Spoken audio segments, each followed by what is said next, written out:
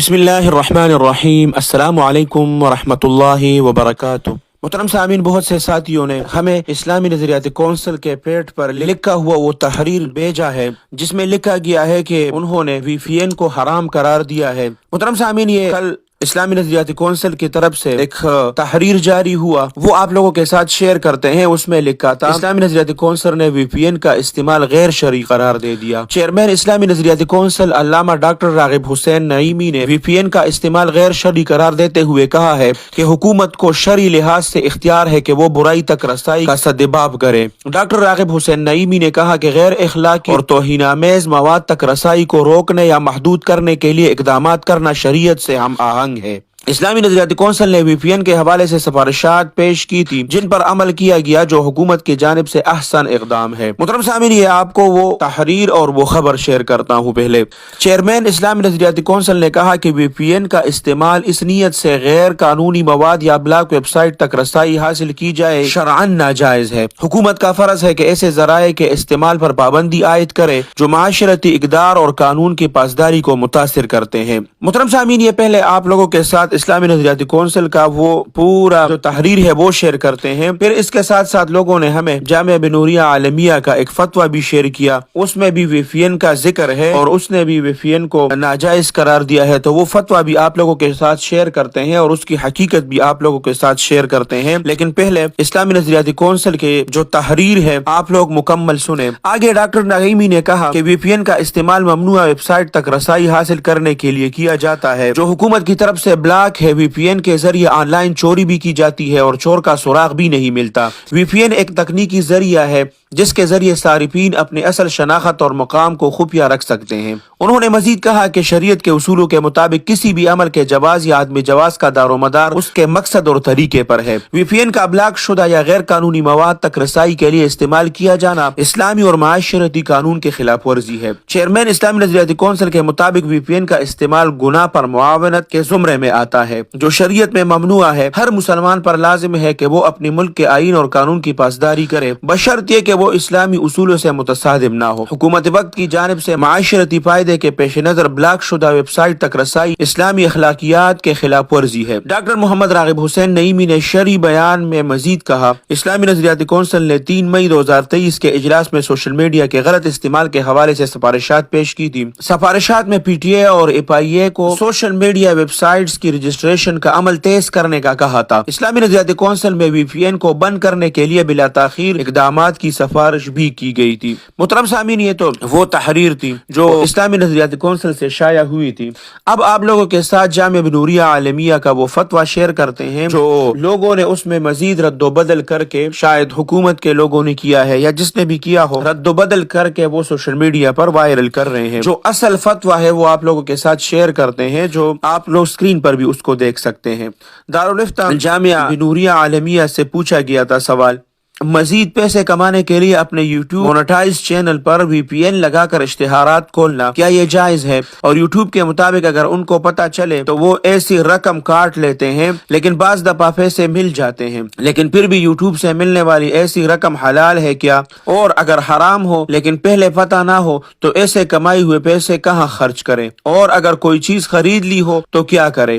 آپ کے جواب کا انتظار کروں گا۔ محترم سامعین، جواب میں جامعہ بنوریہ عالمیہ کے مفتیان حضرات لکھتے ہیں کہ واضح ہو کہ یوٹیوب پر اپلوڈ کی جانے والی ویڈیوز اگر غیر شرعی امور پر مشتمل نہ ہو اور اس پر چلنے والے اشتہارات بھی غیر شرعی امور یعنی فحش مواد وغیرہ سے پاک ہو اور ان اشتہارات کے کسی حرام پروڈکٹ اور حرام عمل کی تشہیر بھی نہ ہو رہی ہو، تو ایسی صورت میں یوٹیوب چینل کے ذریعے کمائی کی گنجائش ہے۔ لیکن یوٹیوب کے قواعد اور ضوابط کی خلاف ورزی کرتے ہوئے کسی چینل میں وی پی این کے ذریعے رد و بدل کرنا، محترم سامعین، اس جملے کو اٹھایا گیا ہے کہ وی پی این کے ذریعے رد و بدل کرنا دھوکہ دہی کی ایک صورت ہے، تو اسی کو ساتھ ملا کر اس فتوے کو اسلامی نظریاتی کونسل کے اس خبر کے ساتھ اور اس تحریر کے ساتھ بار بار شیئر کیا جا رہا ہے۔ اس میں رد و بدل کیا گیا ہے، صرف یہی جملے اٹھائے گئے ہیں کہ وی پی این کے ذریعے رد و بدل کرنا دھوکہ دہی کی ایک صورت ہے، اس لیے اس سے اجتناب کرنا چاہیے، جبکہ اس طرح دھوکہ دہی کے ذریعے حاصل شدہ رقم کو بھی صدقہ کرنا چاہیے۔ محترم سامعین، دراصل جامعہ بنوریہ عالمیہ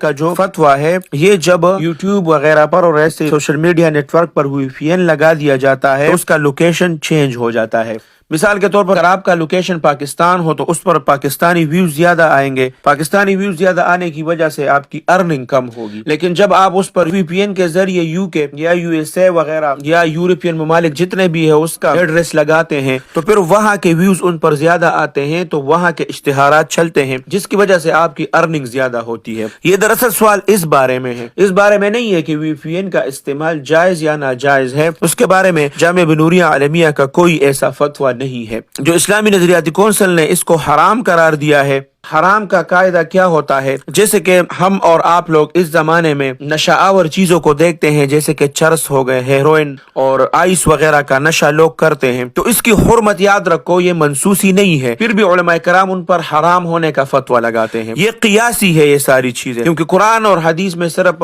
خمر یعنی کہ شراب کے حرام ہونے کا حکم ہے، تاہم یہ کلیہ درست نہیں ہے کہ قیاس سے کسی چیز کی حرمت ثابت نہیں ہو سکتی۔ قیاس سے آپ کسی چیز کو حرام ثابت قرار دے سکتے ہیں اگر ان میں یہی چیزیں پائی گئی۔ کسی بھی حکم کی علت اگر مقیس میں مقیس علیہ سے زیادہ قوی ہو یا کم از کم مقیس علیہ کے مساوی ہو، تو جو حکم مقیس علیہ کا ہوتا ہے وہ حکم مقیس کا بھی ہوتا ہے۔ یہ ذہن میں آپ لوگ رکھیں کہ احناف کے ہاں اس کو دلالت النص سے ثابت شدہ حکم کہتے ہیں، اور دلالت النص سے ثابت شدہ حکم نص ہی کے مانند ہوتا ہے۔ چنانچہ یہاں پر جو مثال میں آپ کو دے رہا ہوں کہ ہیروئن اور چرس اور آئس وغیرہ اس شراب میں پائی جانے والی علت حرمت یعنی کہ نشہ آور ہونے میں برابر ہے، یہ سارے چنانچہ دلالت النص کے قاعدے کے مطابق دونوں کا حکم یکساں ہے، تو اس لیے یہ چرس، آئس اور ہیروئن وغیرہ کو بھی حرام قرار دیا ہے۔ اب جو نعیمی صاحب نے فتویٰ دیا ہے یا اسلامی نظریاتی کونسل نے فتویٰ دیا ہے وی پی این پر کہ اس پر فحش چیزوں تک لوگ رسائی حاصل کرتے ہیں، تو اس سے یہی سوال کیا جائے گا کہ آپ نے اس پر حرام کا حکم لگایا ہے، تو ہمارے جتنے بھی دوسرے سوشل میڈیا کے نیٹ ورکس ہیں جیسے کہ یوٹیوب، فیس بک وغیرہ یا ٹک ٹاک وغیرہ،